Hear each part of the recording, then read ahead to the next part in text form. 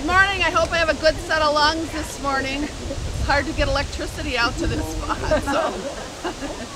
Welcome to the Green Bay Botanical Garden. I'd like to thank our cabinet members, our board and staff, and especially our donors who have joined us today. We are so pleased to announce the official launch of our Nature Nurtures, try to say that 3 times, our Nature Nurtures capital campaign to raise $11.5 million to expand our children's garden. Woohoo!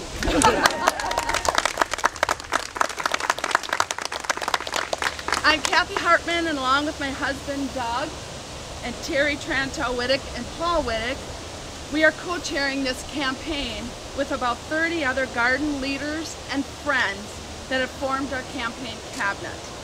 We are also pleased to have some little ones here today, including our grandson Charlie with his little play outside t-shirt. And there's a homeschool group tour today from the Valley Homeschool Association. The Nature Nurtures project will transform the children's garden from a ½ an acre to 2½ acres with a wide variety of wonders to enjoy. The features to be built within the new Carol and Bruce Bell Children's Garden. Carol and Bruce, can we just get a wave? Thank you. It has a nice ring to it. So some of the features that will be included in the new garden: the gateway entry, a sculpture that is sponsored by the late Edward L. Meyer Jr. and Mary Ellen Troop.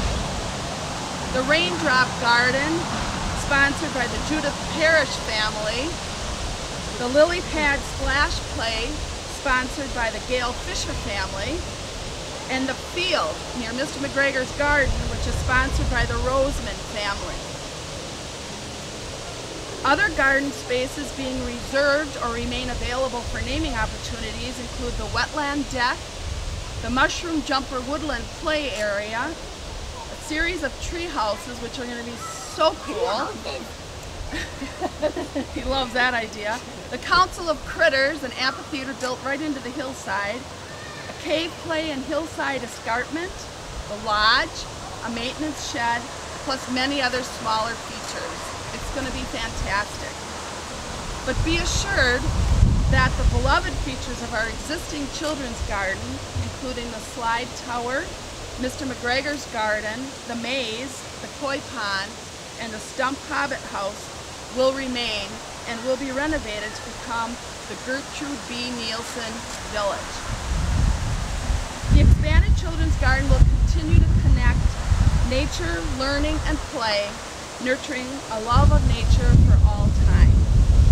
You will notice signs placed throughout this area, the footprint of the planned expansion, depicting these new gardens created by Smith Group, a firm out of Madison, Wisconsin. The signs explain the new features, what they will include, and where they'll be located. So next, we're going to have Terry Trantow-Wittick who will tell you a bit more about the project and the timeline for construction and grand opening. Terry. Thank you, Kathy.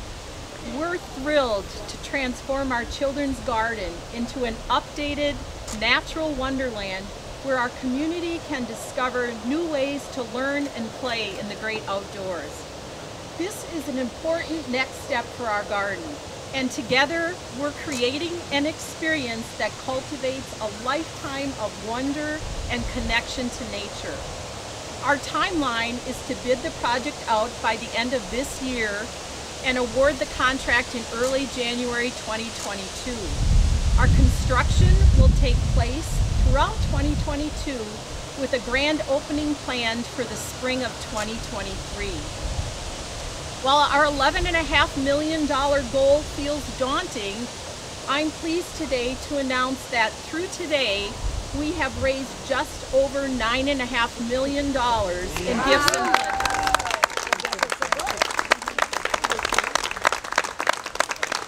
While we're really proud of that, we still have about $2.5 million to go. And we're asking our community to help us reach our goal by the end of this year. I welcome you to stay and enjoy some refreshments.